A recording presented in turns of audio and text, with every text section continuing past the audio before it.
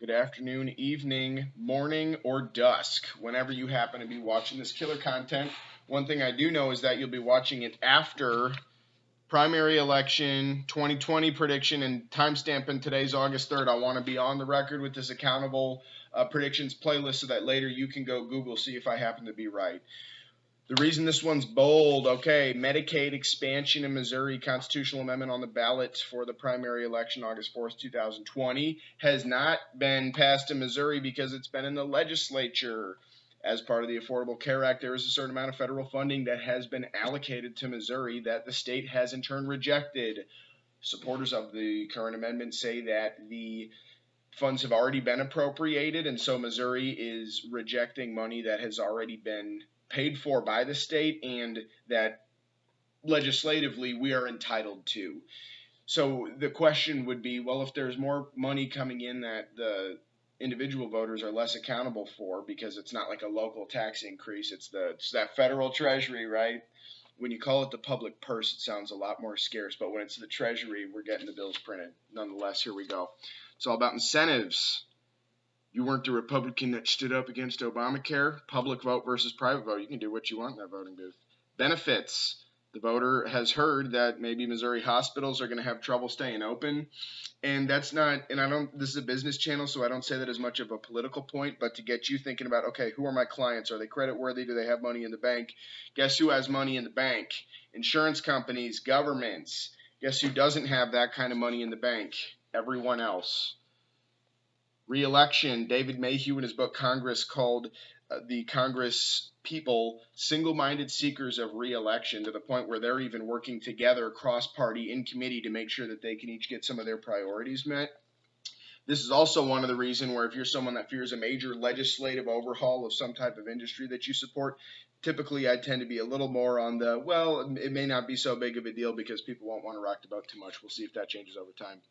Nonpartisan versus partisan. Whether you take a Republican ballot or a Democratic ballot, this one's going to be on there, and it's probably pretty hard to explain if someone's just walking in there and hasn't read about it yet.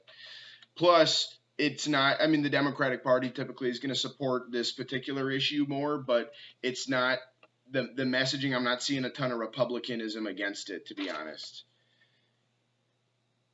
What the law does versus what it's called. This is really a message about branding. So are we calling it a high saturated fat meal of sausage and egg yolk, or are we calling it a hearty breakfast? Okay, it really matters what we call things. And rack your brain for a moment, because there's a word you may not have heard for a while, and that's Obamacare. In the flurry of 2020 and all of that, we really haven't heard too much about it ever since the early administration attempt to strip the law, and then we heard about the provision that was taken out as part of the tax cut. That one happened. This is totally off the dome here. Sorry to hear that your law took a bit of a hit. Don't we all wish we could be at the beach right now? Nonetheless, this is an original from 2008. I talk about long-term investing. This is called a store of value. Haven't taken it out of the case there, so salute to you. And to everyone in public service, military, elected, teachers, things like that, and doctors. We're talking about Medicaid today. It's a bold prediction because Trump won the state by 20.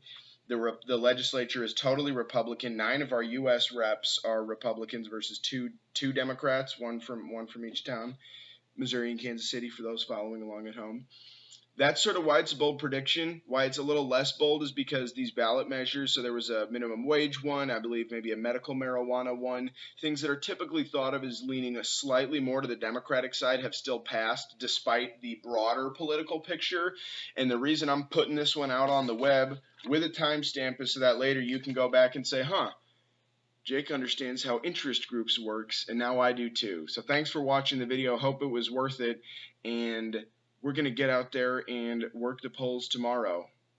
Okay, that sounds silly. We're going to go to the polls. Some people are going to work. They're going to put up signs, and I support them as well. Hopefully they don't get too warm in the sun.